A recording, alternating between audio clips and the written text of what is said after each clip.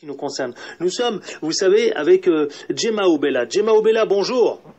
Bonjour Beurre FM, bonjour Adil, bonjour à tous les auditeurs. Alors vous êtes secrétaire général de l'association ACAL. ACAL qui veut dire terre en amazigh, l'association culturelle amazigh laïque, et vous êtes également la vice-présidente du pôle juridique, économique et emploi de l'ACOMAF. Merci d'être avec nous ce matin, Djema Obella.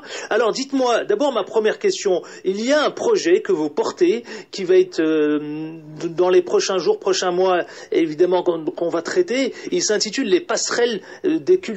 Alors de quoi s'agit-il précisément ? Bah écoutez, la passerelle des cultures est un projet mis en place et soutenu par des membres associatifs, des professionnels, des artistes, qui ont la volonté profonde de faire se rencontrer des personnes de différentes cultures autour d'un objectif commun qui allie développement durable, économique, social et solidaire. Ça veut dire qu'on va parler de désertification économique et sociale des villages dans des régions en Afrique et au Maghreb. Ça veut dire qu'on va parler d'infrastructures, de tout ce qui touche en fait l'exode rural et économique. Alors justement, pourquoi ce choix? Pourquoi vous vous attaquez à ce chantier, la désertification économique? Pour quelle raison? Il y a un enjeu aujourd'hui, Djema Obella?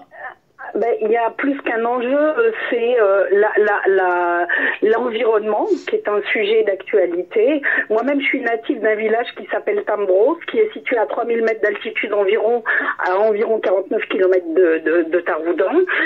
C'est un exemple que je vais vous donner. J'ai vu mon village subir l'exode rural économique faute d'infrastructures.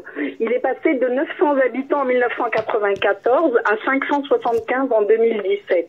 Et ceux qui restent peinent à rester parce que, je vais vous donner un exemple tout bête, oui. Le recyclage des ordures. Aujourd'hui, l'électricité est arrivée dans ce village à 3000 mètres d'altitude depuis 7 ans et les habitants ont des bouteilles en plastique, des sacs en plastique qu'on n'avait pas avant. Mais ils savent pas comment les recycler, il n'y a rien. Il n'y a rien, il n'y a personne pour leur apprendre comment faire. Donc moi, mon projet, je sais que c'est un projet qui est porté par beaucoup, c'est de faire se rencontrer des cultures, d'où la passerelle des cultures, pour pouvoir faire quelque chose à échelle nationale et internationale. Est-ce que vous pensez, vous considérez, Djema Obella, aujourd'hui, que c'est un sujet extrêmement, je dirais, qui préoccupe la population franco-maghrébine ou franco-française, ou la population dans sa globalité? Est-ce qu'elle est préoccupée par ces sujets aujourd'hui? Est-ce que vous avez le sentiment aujourd'hui qu'elle est sensible à votre discours? Bien évidemment, je l'espère du moins, parce que c'est quand même un sujet sensible. La désertification des villages, qui dit désertification dit village qui meurt petit à petit. Et si on n'arrive pas à faire quelque chose en se tenant la main et en allant de l'avant, on ne va pas arriver à faire parler de ce sujet qui est quand même primordial, puisqu'il suffit de peu pour faire revivre un village, mais vraiment de peu. Et justement, la fusion entre les différentes cultures et les différents acteurs que j'ai contactés, avec qui je travaille aujourd'hui, a permis de mettre en place une première édition de la soirée maroco-malienne qui aura lieu le 7 avril, avec un village Gossi, qui est au Mali, et l'opération Tambros.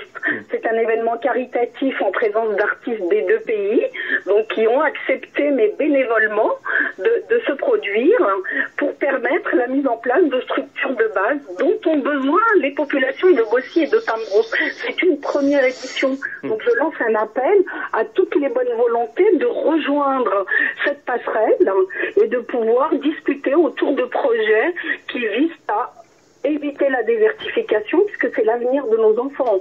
Donc première édition, j'imagine qu'il y a un véritable enjeu, Djema Obella. Ben oui, une visibilité, c'est important et primordial aujourd'hui de faire parler de soi. D'ailleurs, je pars au Maroc du 28 avril au 8 mai pour parler de ce projet. Et la passerelle des cultures va permettre de mobiliser, de sensibiliser les acteurs aussi bien de la société civile que gouvernementale. Elle permettra une visibilité de ce village pilote qui, je l'espère, ouvrira les portes aux futures actions dans d'autres régions. Mais l'action n'aurait pas été possible sans l'implication des différents partenaires.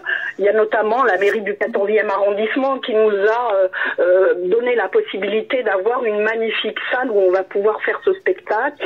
On a donné l'opportunité à des associations diverses de venir exposer des objets artisanaux, de proposer de la nourriture pour pouvoir faire connaître les différentes cultures. L'association Calédoïque qui nous a beaucoup soutenus, ACAL bien évidemment, Afrique, DHPE qui est une grosse association qui s'occupe de projets en Afrique, et la COMAF bien évidemment, ainsi que tous les bénévoles qui ont proposé leur aide. C'est ce que je vous dis, c'est travailler ensemble, c'est la réussite. Donc à ne pas manquer cette fameuse soirée pour cette première édition, hein. Bien évidemment, alors les artistes qui se produisent bénévolement, Saïd Mesnaoui, je pense que tout le monde connaît, Hassan Idba Saïd également, Sanou de Terafat également, les Mdiez Nbariz, les jeunes filles Kif Bladi qui vont danser merveilleusement bien, et surtout Youssouf Karambé qui est une grande star du Mali, et d'autres petites surprises avec des personnes qui vont nous soutenir, et afin de donner la visibilité à ce projet qui, je l'espère, ne sera pas un projet qui n'avancera pas, mais qui va faire parler de lui et qui va donner envie à d'autres de mettre en place la même chose. Belle brochette d'artistes et puis beau programme en perspective. Merci Djema Obella, je le rappelle, vous êtes la secrétaire générale de l'association ACAL qui veut dire terre en amazigh. Vous êtes donc l'association culturelle amazigh, laïque et vice-présidente également du pôle juridique, économique et emploi de la COMAF. Merci infiniment et plein de bonnes choses pour cette première édition.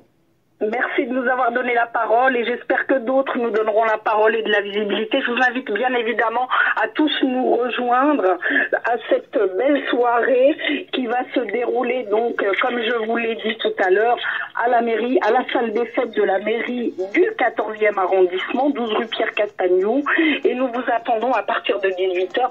L'entrée est modique, c'est 10 €, mais c'est surtout faire le geste et venir soutenir ce projet et surtout peut-être rencontrer des personnes afin de vous permettre de mettre aussi en place des projets si vous en avez. On est tous concernés par l'environnement, on est tous concernés par la désertification rurale et je pense que c'est quelque chose qui parle à tout le monde. Je pense qu'on l'a bien saisi. Merci Djema Obella, à ne pas manquer. À bientôt.